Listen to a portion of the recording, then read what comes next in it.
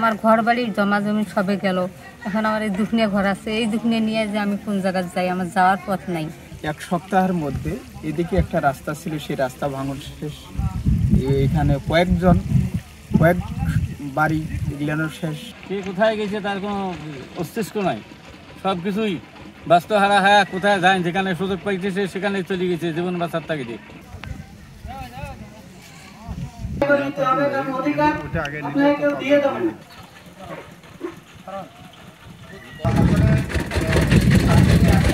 সরকার এটাকে রাজনৈতিক ইস্যু হিসেবে ব্যবহার করেছে, ভূ রাজনৈতিক বাস্তবতায়।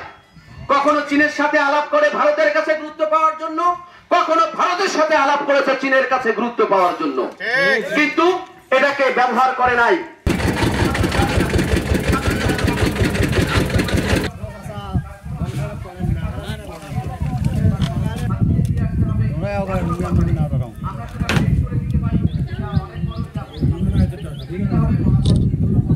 আমাদের এই তিস্তা পারে বর্তমানে যে সংকটাপন্ন একটা সময় যাচ্ছে, আমাদের যে ভাঙন, এই ভাঙন ঠেকাতে এমার্জেন্সি অবস্থায় প্রথমত জিও ব্যাগ প্রয়োজন, দ্বিতীয় এখানে আমাদের ব্লক দিয়ে একটি স্বল্পমেয়াদী হলেও বেড়িবাঁধ প্রয়োজন, তৃতীয়ত আমাদের একটি মহাপরিচর্যা, মহাসংস্কার অথবা মহাপরিকল্পনা প্রয়োজন, যেটার দ্বারা আমরা এই উত্তরবঙ্গবাসী দারিদ্রতা থেকে মুক্তি পাবো।